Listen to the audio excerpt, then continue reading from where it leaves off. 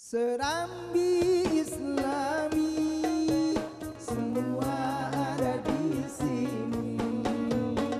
Kajian Islami buat bekal nanti. Pemirsa TVRI yang berbahagia, Allah Subhanahu wa taala mengingatkan kita di dalam Quran surah Al-Baqarah 177, laisal birra an tuwallu wujuhakum qiblal masyriqi wal maghrib. Kebaikan itu bukan menghadapkan wajahmu pada barat dan timur, tapi salah satu di antaranya wa'atal mala ala hubbihi dzawil qurba wal yatama wal masakin, tapi semangat untuk berbagi dengan kerabat, yatim dan miskin. Nah, Syekh, Masya Allah, dimensi sosial yang luar biasa ditanamkan di bulan Ramadan sehingga bisa menciptakan tatanan kehidupan, hubungan yang harmonisasi antara si kaya dengan si miskin, hingga timbul rasa cinta yang luar biasa. Inilah keindahan ajaran syariat Allah Subhanahu wa taala dan pendidikan dari Rasulullah sallallahu alaihi wasallam.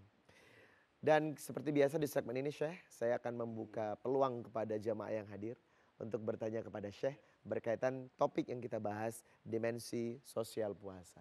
Silakan pertanyaan pertama. Angkat tangan. Bapak dulu apa Ibu dulu? Abang dulu? Silakan. Ibu dulu ya, silakan. Boleh? Berdiri boleh? Sebutkan namanya. Ya. Assalamualaikum warahmatullahi wabarakatuh. Waalaikumsalam warahmatullahi wabarakatuh. Nama saya Siti Auna Dewi. Mohon izin bertanya Syekh. Kita sebagai muslim saling menyayangi termasuk hewan seperti burung, kucing, dan lain-lain. Namun ada orang asik dengan hewannya tapi lupa dengan kewajibannya kepada Allah seperti sholat. Kenapa hal ini bisa terjadi? Terima kasih. Wassalamualaikum warahmatullahi wabarakatuh. Assalamualaikum warahmatullahi wabarakatuh. Menarik ini Syekh. Bagus kepada orang tapi tidak taat kepada Allah. Tapi ada yang baik Syekh. Cuman hubungan kepada Allah nggak bagus. Ini seperti apa nih? Iya. Salah satu bentuk bahwa ajaran Islam itu komprehensif bukan hanya menebar kasih sayang kepada sesama manusia saja. Nabi pun mengajarkan menebar kasih sayang sampai kepada binatang. Masya Allah. Di dalam ilmu fikih ketika menyembelih itu harus benar, diajarkan. Tenggorokan, di sebelah tenggorokan, kemudian pisaunya harus tajam. Di samping kita membacakan basmalah. Masya Allah. Ini adalah ajaran yang luar biasa. Sampai kepada binatang pun kita harus menanamkan rasa kasih sayang. Bahkan bagi para petani, ini biasa suka diserang sama apa itu? Ada yang sama hama, ada yang sama burung. Nabi SAW bersabda, apabila pertanian kita dimakan oleh burung misalnya atau binatang yang lain, kemudian kita mengikhlaskan, maka dihitung sodakoh. Masya Allah. Gak sia-sia. Yang makan burung, yang makan binatang, tapi dihitung sodakoh. Jadi nggak perlu pembasmi hama ya Syekh? Bukan gak boleh di. Kalau sampai tidak bisa dibasmi hama itu, udah serahkan saja. Allah tidak akan menyia-nyiakan. Dan Rasulullah SAW begitu penyayang kepada binatang. Semua binatang yang dipelihara, yang dipakai untuk kendaraannya, dinamai dengan nama yang baik. Masya Allah. Begitu cintanya Rasulullah Sallallahu Alaihi Wasallam. Ketika ada sahabatnya yang memperlakukan kepada binatang peliharaannya, kepada untanya dengan cara-cara yang tidak baik, tidak berperi kehewanan, maka Nabi menegurnya, maka Nabi menasehatinya. Inilah ajaran Islam. Jadi bukan hanya kepada sesama manusia, kita menebar kasih sayang kepada makhluk, bahkan kepada alam. Dalam kitab Syu'ubul Iman, bahwa keimanan bercabang-cabang, terendah di antaranya imatatul ada anit thariq. Ketika di jalan ada duri yang membuat orang lain jadi terluka, kita singkirkan. Itu bagian bahwa hati kita punya iman kepada lingkungan. Jangan sampai sekarang ini kan isu global, banyak apa? Sampah. dilempar kemana saja, ke sungai, ke laut, menjadi pencemaran. Ini tidak menunjukkan wajah dan karakter ajaran Islam. Masya Allah. Maka kalau kita memiliki nilai-nilai dan ajaran Islam, cara pandang yang Islami, kita akan menghargai, kita akan menyayangi dan merawat lingkungan kita. Maka inilah sebetulnya bagaimana kita menghadirkan wajah Islam yang sesungguhnya, yang hakiki, yang penuh dengan rahmat kasih sayang dalam kehidupan ini. Ya, gitu ada Siti ya. Jadi Islam itu komprehensif deh. Jadi semuanya diatur sedemikian rupa untuk menciptakan sebuah keseimbangan.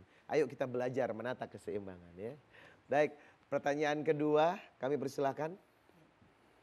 Assalamualaikum warahmatullahi wabarakatuh. Waalaikumsalam warahmatullahi wabarakatuh.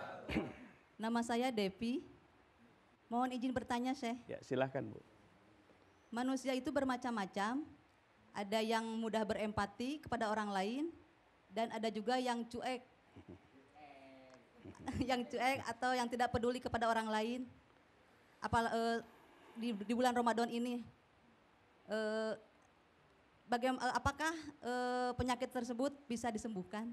Terima kasih. Wassalamualaikum warahmatullahi wabarakatuh. Waalaikumsalam warahmatullahi wabarakatuh. Ibu tergolong yang cuek apa empati? Oh, Masya Allah. Syekh, dia butuh terapi Syekh. Terapi penyakit, itu penyakit ya. Karena cuek ini luar biasa, tidak berempati. Ya, memang banyak yang terjangkit penyakit secara psikologis. Ya, secara ruhani, secara kejiwaan. Termasuk tidak ada rasa empati kepada orang lain. Bahkan ada yang menari-nari di atas penderitaan orang lain. Naudzubillah. Senang melihat orang lain susah. Sudah nggak punya hati dihitungnya. Maka Al-Quran menyebutnya qalbun qasiyah. Hati yang keras. Hati yang tidak qulubul la yafqahun. Hati yang tidak paham. Hati yang tidak peduli. Saum kembali kepada esensinya, kembali kepada bagaimana saum menterapi kondisi batin kita yang penuh dengan kezoliman, hati yang mati. Maka kembali kepada tema sebelumnya, saumnya jangan saum awam. Hanya nunggu maghrib, ya. Sebelum datang maghrib, kolaknya sudah diputar-putar. Yang hanya bisa menahan lapar dan haus. Kalau itu dilakukan, maka tidak akan berdampak kepada pembenahan hati kita, rohani kita. Hati yang gelap, yang penuh kezoliman tidak akan dibersihkan. Nah, maka kesempatan bagi kita dengan bulan Ramadan tahun ini, mari kita evaluasi saum kita. Jangan saum yang awam, kita harus naik kelas. Saum yang khawas. Yang saum bukan hanya perut saja, tapi yang saum juga seluruh panca indera kita saumkan. Dalam pengertian al-imsak. Hanya berfungsi seluruh panca indera kita untuk ketaatan dan memberikan kemaslahatan dan kemanfaatan. Kita tutup pergerakan seluruh panca indera kita dari segala yang menimbulkan kemadaratan. Maka di situ akan tertanam kembali hati yang zulumat, hati yang penuh dengan kegelapan, akibat kezaliman, akibat dosa itu akan tercerahkan. Hati yang tercerahkan itulah ketika cahaya Allah datang, idza dakhala an-nur fi qalbil mu'min in fasaha wan syarah. Kita ini sedang menyiapkan lewat Ramadan ini hati yang bersih, hati yang pantas dan layak untuk menerima cahaya Allah. Kalau hati yang kotor, gak pantas, gak mungkin cahaya Allah itu masuk ke dalam hati. Ka'asyraqat basairus sufiyah binuri syamsil hadratil qudsiyah. Indah sekali. Kalau hati kita bening, seperti ahli-ahli tasawuf para sufi, akan bersinar hatinya. Hasilnya bersinar. Akan bersinar, bercahaya. Rahmat Allah akan masuk ke dalam hati kita, sehingga salah satu cahayanya itu ke dimensi sosial. Salah satu cahaya yang akan mantulnya itu kepada dimensi sosial. Kepekaan kepada saudara kita, kepekaan kepada sesama makhluk. kita akan memperhatikan aspek sosial ini dengan Masya sebaik-baiknya. Allah. Bu Devi, saatnya naik level.